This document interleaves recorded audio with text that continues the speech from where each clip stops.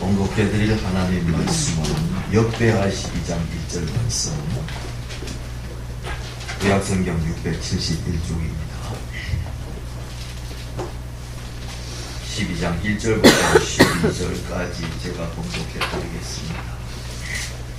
로보암의 나라가 견고하고 세력이 강해짐에 그가 여호와의 율법을 버리니 온 이스라엘이 본받은지라.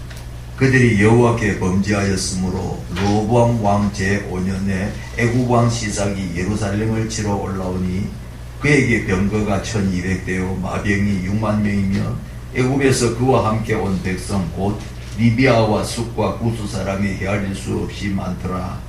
시삭이 유다의 견고한 성읍들을 빼앗고 예루살렘에 이르니 그때 유다 방백들이 시삭의 일로 예루살렘에 모였는지라. 선지자 스마야가 로보암과 방백들에게 나와 이르되 여호와께서 이같이 말씀하시기를 너희가 나를 버렸으므로 나도 너희를 버려 시삭의 손에 넘겨놓으라 하셨다 한지라.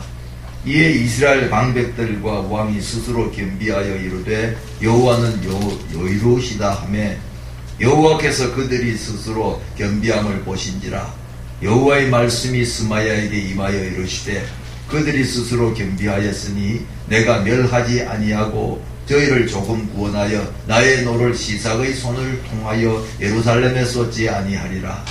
그러나 그들이 시삭의 종이 되어 나를 섬기는 것과 세상 나라들을 섬기는 것이 어떠한지 알게 되리라 하셨더라.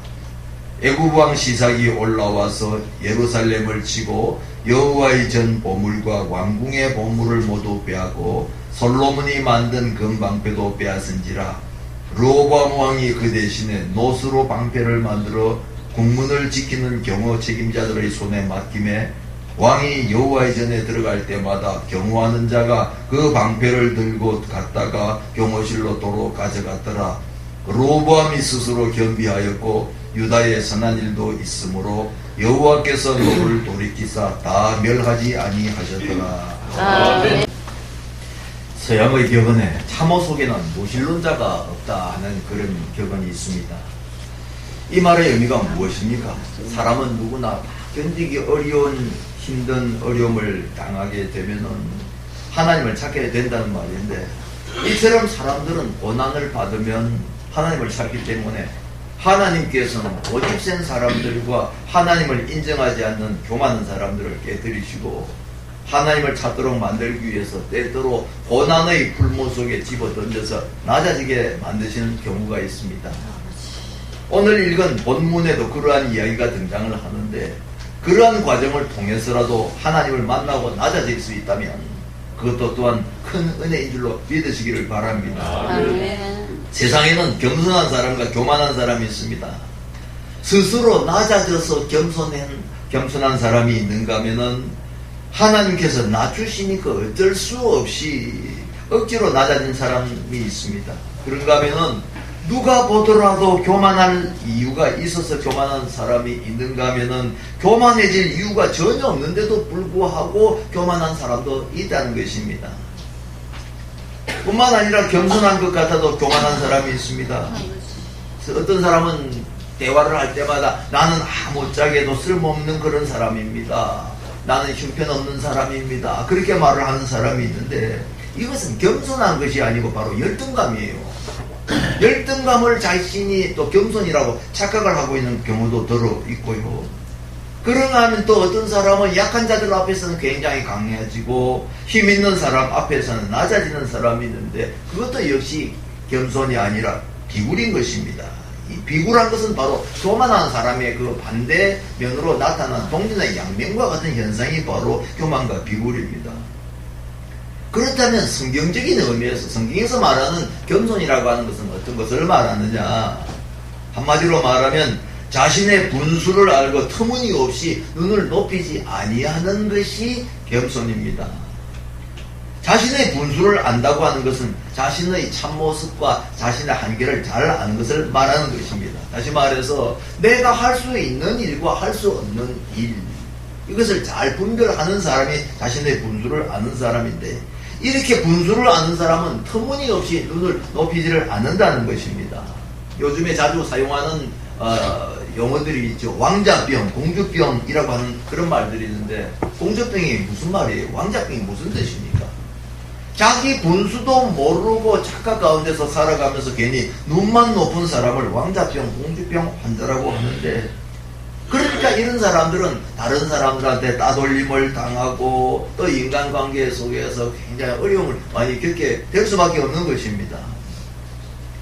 겸손했던 시편 기자가 131편 1절에서 말하기를 내 눈이 높지 아니하오며 내가 큰 일과 미치지 못할 기이한 일을 힘쓰지 아니합니다 하고 하나님 앞에 고백하는 그런 내용이 나오는데, 큰 일과 미치지 못할 그러한 기이한 일을 힘쓰지 않는다는 이게 무슨 뜻입니까? 내가 오르지 못할 나무는 쳐다보지 아니하고 맡겨진 일에 최선을 다합니다 라고 하는 그런 고백인 것입니다. 이런 일은 아무나 할 수 있는 것이 아니고 자신을 제대로 아는 사람이니까 가능한 일이고, 이것이 바로 참된 겸손인 것이에요. 우리 옛날 속담에 오르지 못할 나무를 쳐다보지 말라는 그런 말이 있죠. 이것을 우리가 잘 해석을 해야 됩니다. 힘든 일을, 어려운 일을 피하라는 그런 뜻도 아니고, 그런 일은 절대 불가능하다는 그런 의미가 아니고, 자신의 분수를 잘 알라는 그런 뜻이에요. 그런데 우리가 믿음을 가진 사람들이 잘못 이해하고 잘못 생각하는 것 중에 하나가 뭐가 있냐면은, 나는 모든 것을 할 수 있다, 믿음으로 모든 것을 할 수 있다 하는 그런 표현들입니다. 그러나 우리가 분명히 한 가지 알아야 될 것은, 내가 모든 것을 할 수 있다, 그것만 가지고는 안 된다는 것입니다. 그 앞에 뭐가 있어야 되죠? 뭐가 있어야 됩니까? 내게 능력 주시는 자 안에서 라고 하는 그 말씀이 굉장히 중요한 것입니다. 여러분과 저는 모든 것을 할 수 있는 사람들입니다. 그러나 단 한 가지 전제가 있는데, 그것이 뭐냐? 내게 능력 주시는 자 하나님 안에 있을 때, 주님 안에 있을 때 내가 무엇이든지 다 할 수 있다는 것이지, 내 인간적인 능력으로 내 힘과 노력으로 뭐든지 할 수 있다고 생각하는 그 사람은 굉장히 믿음이 좋은 사람인 것 같아도 사실은 교만한 사람인 것입니다. 우리 예수님의 제자들이 가진 특징이 바로 이 겸손입니다. 우리 예수님께서 마태복음 11장 29절에서 뭐라고 말씀을 하셨습니까? 나는 마음이 어떻다고요? 온유하고 겸손하니 나의 멍에를 메고 내게 배우라. 예수님께서 이렇게 말씀하셨습니다. 예수님은 누구보다도 온유한 분이셨습니다. 누구보다도 겸손한 분이셨습니다. 이것이 바로 예수님의 성품인데, 예수님의 뒤를 따라간다고 하는 예수님의 제자들은 당연히 이러한 온유와 겸손의 성품을 배워야 되고 또 닮아가야 마땅한 것입니다. 그래서 참으로 겸손한 그 사람의 고백이 고린도전서 15장 10절에 등장을 하는데, 사도 바울이 자신에 대해서 뭐라고 표현을 하고 있느냐? 나의 나 된 것은 하나님의 은혜로 된 것입니다. 그리고 내가 모든 사도들보다 더 많이 수고하였으나 그것은 내가 한 것이 아니고 오직 나와 함께 하신 하나님의 은혜로 된 것입니다. 이렇게 고백을 하는 것을 볼 수가 있어요. 정말 하나님의 은혜를 아는 사람, 참으로 하나님 앞에서 겸손한 사람은 내 노력으로 했고 내 능력으로 했다고 생각하지 않습니다. 내가 많이 노력하고 내가 많은 큰 일을 한 것은 사실이지만, 이것은 내 능력과 내 지혜와 내 노력으로 한 것이 아니고 나와 함께 하신 하나님의 뭐로 한 것이다?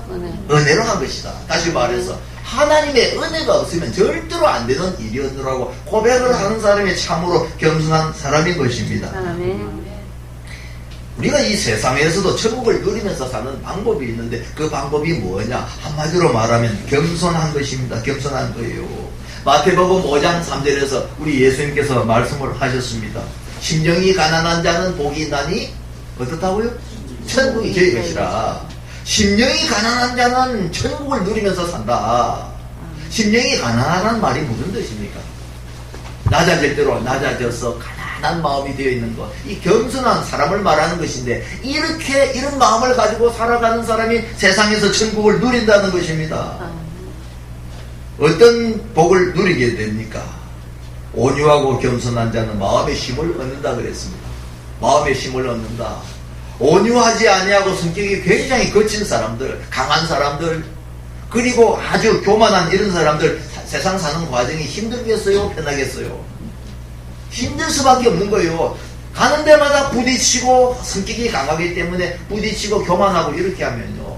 세상 사는 게 굉장히 힘듭니다. 자신의 힘과 능력으로 남들을 이기려고 하고 이렇게 하다 보면 여기 부딪히고 저기 부딪히고 참 사는 것이 굉장히 힘들어지는데 그와는 반대로 마음이 온유하고 겸손한 사람은 어떻게 보면 세상에서 바보처럼 사는 것 같아도요. 하나님께서 그 사람은 그 마음에 평안을 주시고 자신이 힘들게 하지 아니한다 할지라도 편안하게 살 수 있도록 하나님께서 붙들어 주시는 것을 믿으시기를 바랍니다. 아멘. 변은 이것으로 고개를 숙인다는 말이 있습니다. 알이 차지 않은 변은 머리를 빳빳하게 이렇게 들고 있죠. 그러나 배가 탁 익어서 알이 야물게 되면은 이제 머리를 탁 이렇게 고개를 숙이는데 또 반대로 빈 깡통이 요란하다는 그런 말도 있습니다. 빈 깡통이 무엇입니까? 아무것도 들지 않는 것이 바로 빈 깡통이죠. 이게 참 진리 중에 진리라고요. 가만히 보면은 세상에서 목소리 큰 사람, 어떤 사람이 목소리가 큽니까? 안에 알이 꽉 찬 사람은 목소리 크게 할 필요가 없어요. 왜 그렇습니까? 알이 꽉 차고 자신이 있고 능력이 있는 사람은요, 자신이 그 목소리 안 높여도 남들이 다 알아줍니다. 말 몇 마디에 보면 저 사람은 안에 속이 꽉 찬 사람이구나 아니구나 하는 걸 남들이 다 안다는 것입니다. 알아주기 때문에 내가 알아달라고 큰소리 치고 난리부터 떨 필요가 없습니다. 다른 사람들이 다 인정을 해주기 때문에. 그러나 빈 깡통들 머릿속에 하나도 든 것이 없고 가진 것 아무것도 없고 이렇게 한 사람들이, 그런 사람들은 남들이 알아주겠어요? 못 알아주겠어요? 안 알아주죠. 못 알아주죠. 그러니까 왜 나를 안 알아주느냐고, 나 좀 알아달라고 하면서 난리법석 뜨는데 그것이 뭐냐? 목소리를 높이는 것입니다. 그래서 이렇게 열등감이 굉장히 많은 사람들이 있는 그런 집단에 가면요, 전부 다 자기를 알아달라고 이렇게 하다 보니까 막 시끄럽고 맨날 부딪히고 이렇게 하게 되는 것입니다.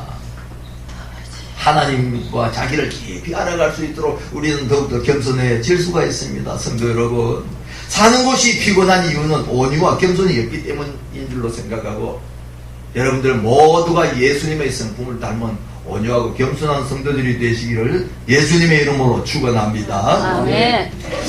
그런데 이제 문제가 뭐냐면 항상 겸손한 사람은 없다는 것입니다. 겸손한 사람인데 어느 날 갑자기 보면 교만해질 때가 있어요. 이게 사람입니다. 이 대부분의 사람들은 겸손과 교만한 사이를 이렇게 왔다 갔다 하는 거예요. 이게 저 사람은 참 겸손한 사람이다 싶었는데 어느 날 탁 보면 그 사람에게서 굉장히 교만한 모습이 나타날 수가 있고 교만한 말을 하면서 이렇게 하는 걸 우리가 볼 수가 있는데, 그런 걸 볼 때마다 우리는 뭘 생각하느냐? 우리는 참 별 수 없는 인간들이구나. 이 겸손해지는 것도 하나님께서 붙들어 주시고 은혜를 받아야 겸손해지는 것이지. 이 하나님께로부터 은혜를 계속해서 받지 못하게 되면요, 사람 심령은 은혜를 못 받으면 완악해집니다.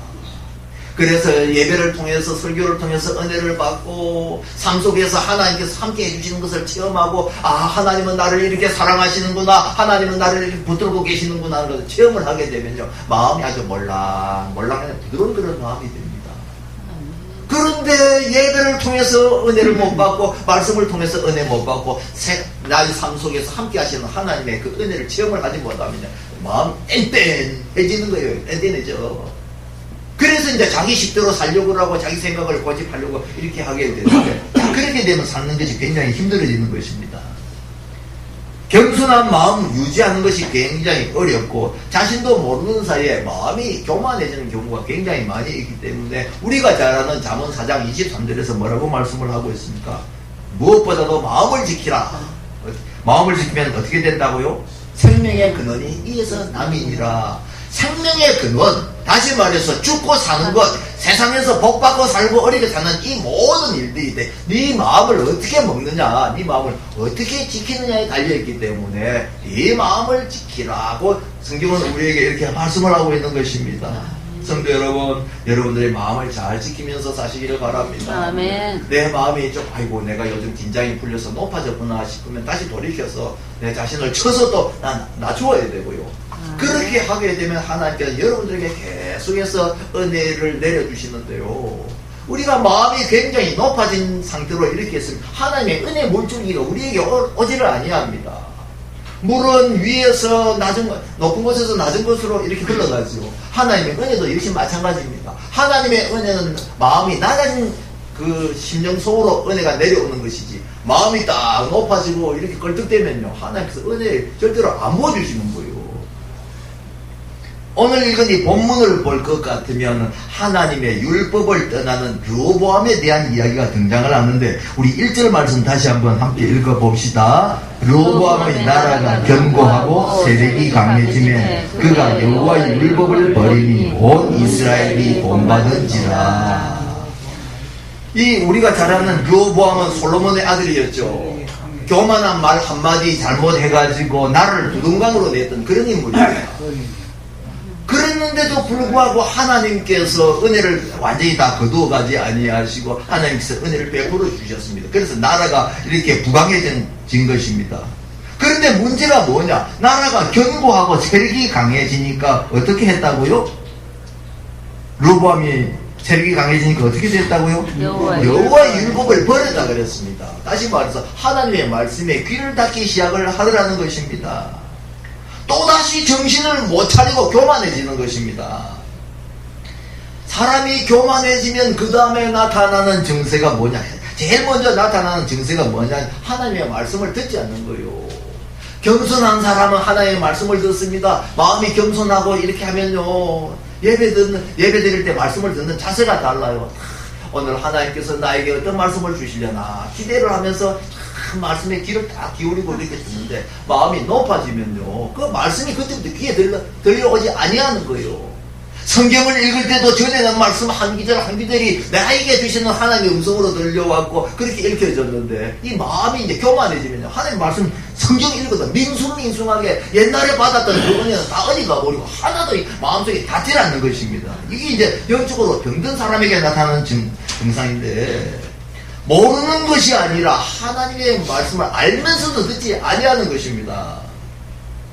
그래서 그때부터는 하나님 없이도 살 수 있다, 하나님 없이도 할 수 있다고 이렇게 생각을 하게 되는데, 성경을 많이 안다고 해서 절대로 겸손해지는 것이 아닙니다. 교만해지면 성경을 많이 알아도 하나님과 관계없는 사람들처럼 살게 되는데, 그런 사람에게 하나님께서 내리시는 것이 무엇입니까? 그런 사람에게 뭘 내리시죠?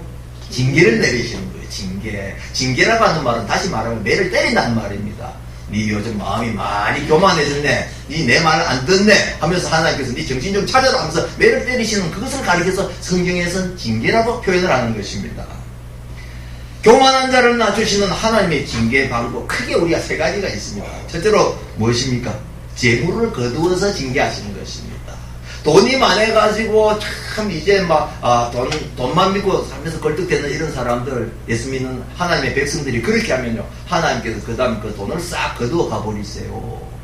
하나님께서 재물을 거두어 가시는 건 아주 간단합니다. 어떻게 하면 됩니까? 하나님께서 한번 후 하고 불어버리면요, 그 많은 제사들이 하루아침에 막 샥 다 날아가 버려요. 나는 그런 일이 일어날이라고 생각도 안 했는데, 우리 국내 문제뿐만 아니라 국제 정세에 의해서 미국에서 무슨 뉴욕에서 뭐가 일어났는데, 그 여파로 인해 가지고 한국에 있는 4가지 손해를 받아 하루아침에 재산이 다 날아가 버린 그런 경우가 있습니다. 개인적으로 그렇고, 나라도 역시 마찬가지예요. 그 나라 그 백성들이 교만해지면은 흉년과 가뭄을 통해서 나라 경제를 어렵게 만들어 버리십니다. 생각지도 못했던 무슨 사태라는 것이 일어나가지고 나라가 어려워지는 거예요. 그런가 하면 건강을 빼앗아서 징계하십니다. 내 몸이 건강하고 힘이 있고 하니까 사람들이 또 걸떡대기도 하는데, 그런 사람한테는 하나님께서 건강을 싹 거두어가시면 그 힘 다 잃어버리고 사람이 교만해지려고 해도 교만해질 수 없도록 낮아져 버리는 것입니다. 나라도 역시 마찬가지예요. 백성들이 교만해지면 하나님께서 그 나라에 전염병을 다 돌게 해가지고 백성들이 죽어가게 이렇게 만드십니다. 그런가 하면 또 사람에게 시달리는 방법으로 징계를 하십니다. 사람이 교만해지면 하나님께서 자기보다도 더 악하고 자기보다도 더 못된 사람을 만나서 시달리게 하시고, 또 사기꾼을 만나가지고 손해보게 하시고 이렇게 하십니다. 또 나라도 역시 마찬가지입니다. 전쟁으로 인해서 이방인들에게 짓밟히고 수탈을 당하게 하시는데, 만약에 이러한 일들이 우리의 주변에서 일어나고 있다면 그것은 하나님께서 우리에게 낮아지라고 하시는, 이 마음이 굉장히 교만해져 있으니까 낮아지라고 하시는 하나님의 사인인 줄로 믿으시기를 바랍니다. 아멘. 자, 교만해진 르호보암에 대해서 하나님께서 어떤 식으로 징계를 하셨습니까? 우리 2절부터 4절까지 읽어봅니다.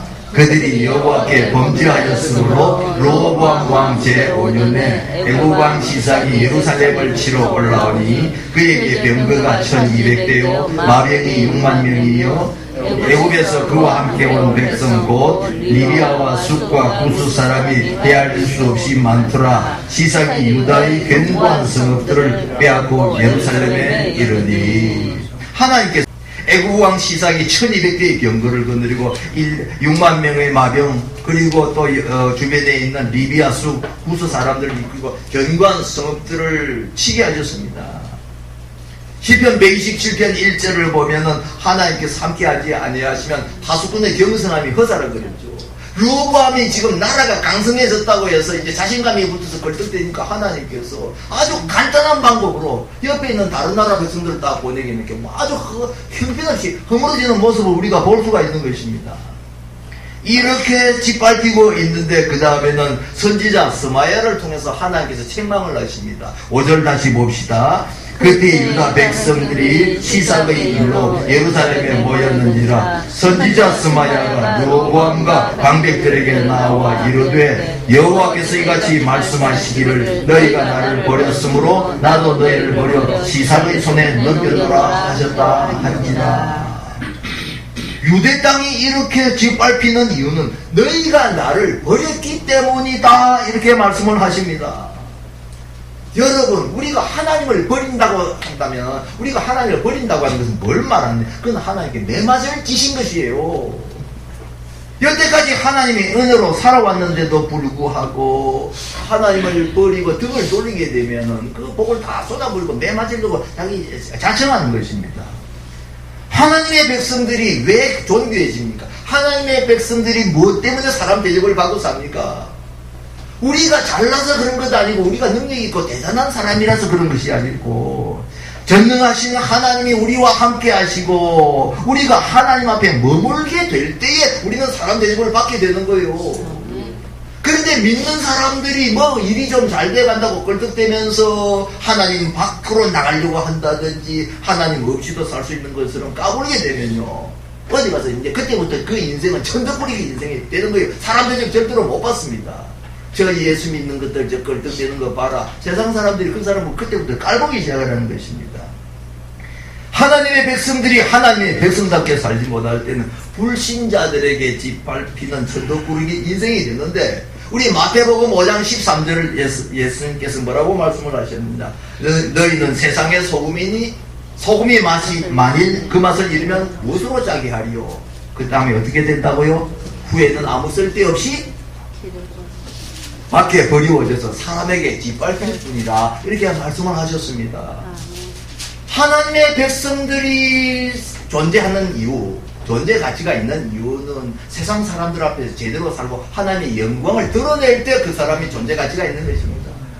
그런데 하나님의 백성들이 제대로 살지 못하고 그 맛을 잃어버리게 되면 믿지 아니하는 세상 사람들이 그 사람을 보면서 예술쟁이들 진짜 말밖에 없네, 저 하는 짓들 봐라, 우리를 깔보기 시작을 합니다. 그때부터 짓밟히기 시작을 하는데, 이 르호보암 왕과 유다 백성들이 지금 그런 일을 당하고 있는 거예요.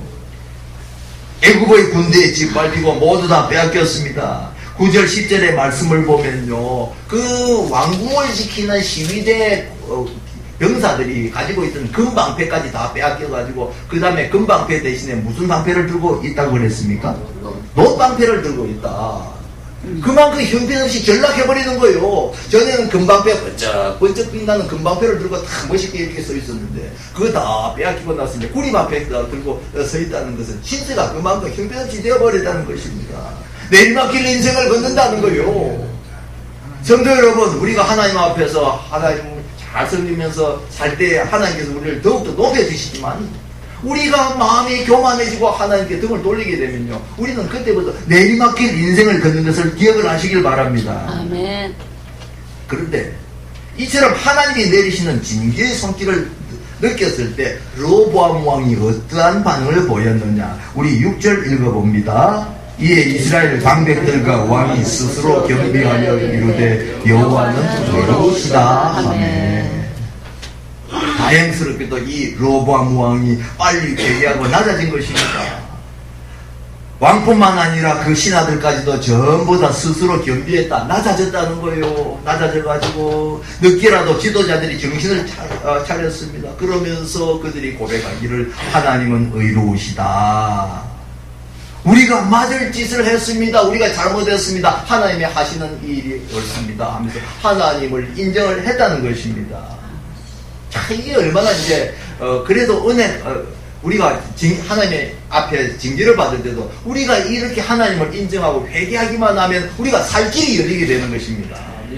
그래서 하나님께서 그 다음에 어떤 반응을 보이셨습니까? 7절 읽어봅니다. 여호와께서 그들이 스스로 겸비함을 보신지라 여호와의 말씀이 스마야에게 임하여 이르시되 그들이 스스로 겸비하였으니 내가 멸하지 아니하고 저희를 조금 구원하여 나의 독을 시삭의 손을 통하여 예루살렘에 쏟지 아니하니라. 하나님께서 무엇을 보셨다 그랬습니까? 저희의 그들의 그 스스로를 겸비함을 보셨다.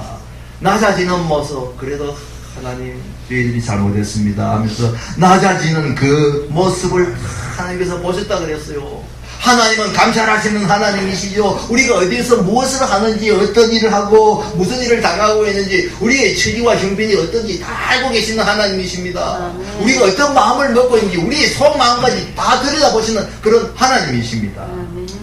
그런데 그 하나님께서 보실 때 이 유다 백성들과 르호보암 왕의 마음이 이렇게 참 낮아지는 것을 보면서 이제 불쌍히 여기시는 것입니다. 성도 여러분, 하나님 앞에 매를 맞고 있다 할지라도 하나님 앞에 낮아지시길 바랍니다. 이왕 매를 맞을 때, 엎어질 때 확실하게 엎어지게 되면요, 하나님께서 불쌍히 여기시고 매를 때리시고도 하나님께서 마음이 아파가지고 더 어루만져 주시는 그런 좋으신 하나님이신 것입니다. 아멘. 그래서 이 유다 백성들에게 르호보암 왕에게 말씀하시기를 내가 너희들을 아주 멸망할 지경까지 이르게 하지는 아니하겠다. 적당한 선에서 내가 너희들 정신을 차릴 만큼만 그런 징계를 하겠다. 이렇게 말씀을 하시는 거예요. 깨닫고 회개하는 자는 덜 맞습니다. 왜 그렇습니까? 하나님의 징계라고 하는 것은 우리가 고통당하게 하기 위해서 하시는 것이 아니고, 징계라고 하는 건 하나의 교육수단입니다.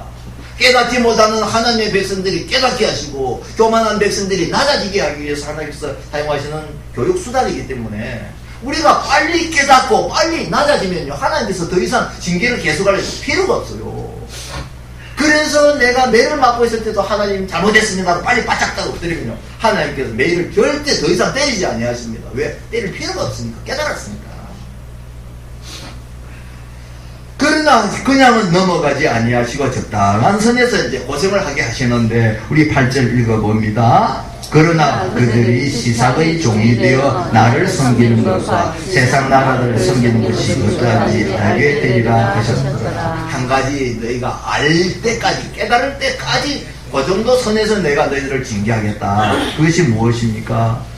시삭의 종이 되어서 나를 섬기는 것, 그리고 이방 나라를 섬기는 것이 어느 것이 더 좋은 것인지 깨달을 때 그 정도 수준까지 하나님께서 징계를 하신다는 것입니다.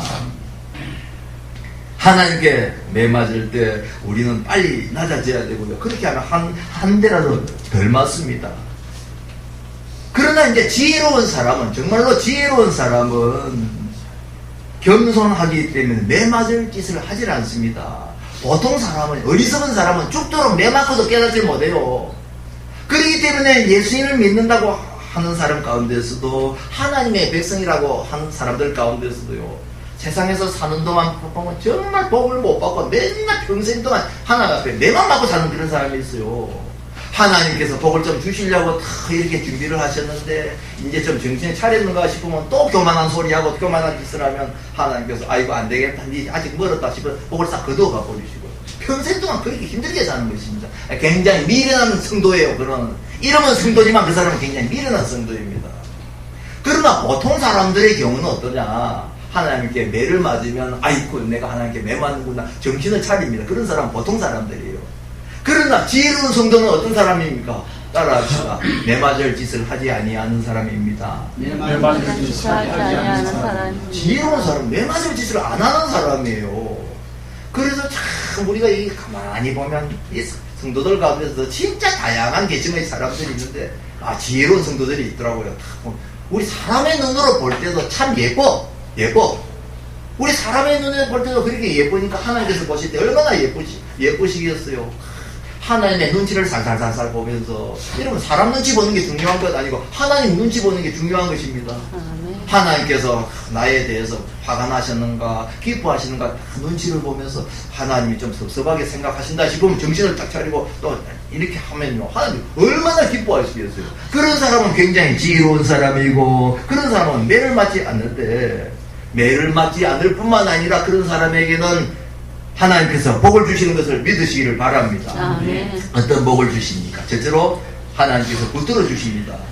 시편 147편 6절을 보면은 여호와께서 겸손한 자는 붙드시고 악인은 땅에 엎드러 들이시는도다, 이렇게 말씀을 하고 있습니다. 겸손한 자는 어떻게 하신다고요? 붙드신다 그랬어요. 힘들어서 쓰러질 때 붙들어 이렇게 세워주십니다. 나는 힘이 없어서 주님의 손을 놓고 있다 할지라도 주님께서는 나는 손을 놓고 있지만 내 손을 꼭 붙드시고 천국까지 우리를 이끌고 이렇게 가시는 것입니다. 아이고 이제 하나님 이제 내 더 이상 어떻게 해볼 방법이 없습니다. 나는 방법이 없지만 하나님께서는 우리가 생각지도 못했던 기가 막힌 방법을 통해 가지고 우리를 다시 세워주시는 것을 믿으시기를 바랍니다. 아멘. 그러나 반대로 교만해서 하나님을 인정하지 않고 대적하는 악인은요, 참 강한 것 같고 보면 멋있는 것 같아도 나중에 남는 것은 고생과 실패밖에 없습니다. 겸손한 자와 교만한 자는 이렇게 끝이 다르게 되는 것입니다. 겸손한 자가 받는 두 번째 복은 하나님께서 존귀하게 해주시는 것입니다. 사람의 마음의 교만은 멸망의 선봉이요 겸손은 존귀의 앞잡이라고 그랬습니다. 그래서 겸손한 사람은 하나님께서 높여주시고 존귀하게 해주십니다. 누가복음 18장 14절을 보면은 무릇 자기를 높이는 자는 낮아지고 자기를 낮추는 자는 높아지라고 말씀을 하셨습니다. 그 로렌츠라고 하는 수도사가 있었는데, 이 수도사가 어느 날 굉장히 말썽이 많은 그 수도원의 원장으로 임명을 받았습니다. 그 수도원에는 그 수도사들이 얼마나 성질들이 못됐고 또 교만하고 서로 높아지려고 이렇게 하는지 골치 아픈 그런 수도원이었어요. 그래서 그러한 수도원으로 이제 원장으로 임명을 받았었다. 그런데 수도원 가서 문을 톡톡 두드리니까 젊은 수도사 한 사람이 그렇게 나오더니 이 백발이 성성한 그 노수도사를 보면서 식당에 가서 접시를 닦으라고 이렇게 지시를 했습니다. 이 수도원에는 처음 온 그 수도사에는 그런 식당에 가서 일을 하는 그런 전통이 있었다 그래요. 그러니까 머리가 허연 이 수도사를 이제 전입쫄병이라고 말이에요. 전입쫄병이라고 해서 그 식당에 가서 일을 하라고 했는데, 이 로렌츠 원장은 아무 말도 하지 아니하고 식당에 가서 열심히 이제 일을 했습니다. 멸시와 천대를 받아가면서 석 달 동안 접시를 닦았습니다.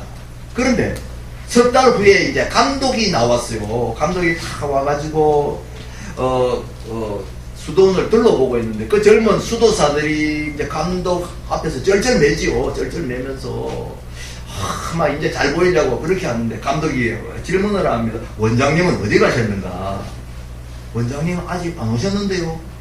전에 앞에 원장님 떠나시고 난 다음에 아직까지 새로운 원장님은 안 오셨습니다. 그 말을 들었던 감독이 그게 무슨 말이야? 석 달 전에 내가 여기 원장을 내가 파견을 했는데 아직까지 안 왔다니 그게 무슨 말이냐 하니까 그 사람이 이제 근데 깨달았어요. 누가 원장이었겠습니까? 지금 식당에서 자기네들이 그렇게 구박하면서 이 영감탱이만 설거지도 잘 못하고 하면서 그렇게 구박했던 그 수도사가 바로 원장이었다는 것입니다. 그래가지고 즉시 식당으로 다 달려가고 젊은 수도사들 그 다음에 어떻게 했겠어요? 납작 엎드렸지. 죽을 죄를 지었습니다 하고 그렇게 이제 사과를 했는데, 이 젊은 수도사들 깨달은 게 있었어요. 야, 우리가 참 인간이 덜 됐구나. 우리 원장님은 저렇게 연세가 많으신데도 불구하고 또 지위가 높음에도 불구하고 저렇게 겸손했는데 우리가 뭣도 모르고 너무 많이 껄떡거렸다는 것을 깨닫고요. 그다음부터 그 원장님을 그렇게 존경을 했답니다. 뿐만 아니라 그 수도원은 아주 모범적인 수도원이 되었다고 합니다. 성도 여러분, 하나님은 이처럼 겸손한 자를 귀하게 쓰시고 겸손한 자를 높여주시는 것을 믿으시기를 바랍니다. 아멘. 그 다음에 겸손한 자가 받을 복은 하나님께서 소원을 들어주시는 것입니다.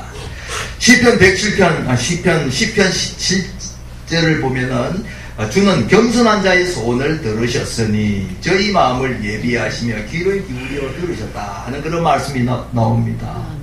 겸손한 자의 소원을 들어주신대요. 기도를 해도 여러분 겸손한 기도를 하시기를 바랍니다.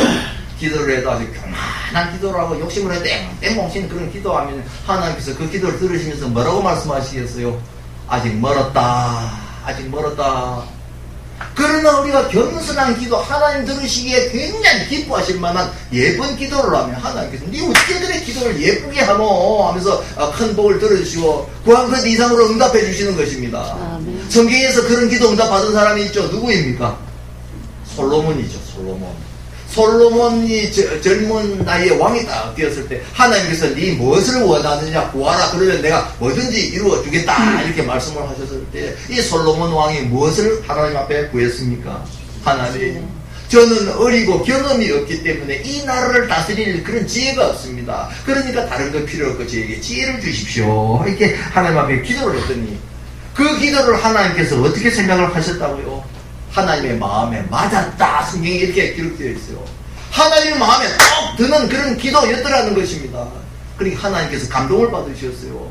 너는 젊은 사람이 어찌 그래 예쁘게 기도를 하냐? 어찌 내 마음에 쏙 드는 그런 기도를 하냐? 좋다. 내가 네가 원하는 그 지혜를 주고 그 지혜뿐만 아니고 네가 구하지 아니한 부귀와 영화까지 다 너에게 주겠다. 너는 전무후무한 부귀 영화를 누리게 될 것이다. 하나님께서 이렇게 말씀하신 것입니다. 성도 여러분, 하나님을 감동시키는 그런 기도를 하시길 바랍니다. 아멘. 하나님 무엇을 원하십니까? 저는 다른 거 필요 없습니다. 하나님께서 원하시는 일이 무엇인지만 말씀하시면요 내가 그것을 할 테니까 그렇게 할 수 있도록 하나님 저에게 지혜를 주시고 능력 주십시오. 저는 하나님께서 기뻐하시는 그 일만을 하면서 살겠습니다. 이렇게 기도를 하면요 하나님께서 얼마나 기뻐하시겠어요. 걱정하지 마라. 그래, 네가 그런 마음만 가지고 살아간다면 네 세상 사는 동안 절대 먹고 사는 거 걱정 안 하게 해줄게. 세상 사는 거 절대 피곤하지 않게 해줄게. 네를 괴롭히려고 하는 사람이 있으면 내가 다 막아줄 것이고 네 가는 길 형통하게 해줄 것이다. 하나님께서 이렇게 해주시는 것입니다. 아멘. 복된 인생을 사는 원리는 다른 것이 아니고 하나님 앞에서 겸손하게 사는 것입니다. 세상 사는 동안 겸손하게 살면서 하나님께서 베풀어 주시는 은혜와 복들을 풍성하게 누리면서 살아가는 성도들이 되시기를 예수님의 이름으로 축원합니다. 아멘.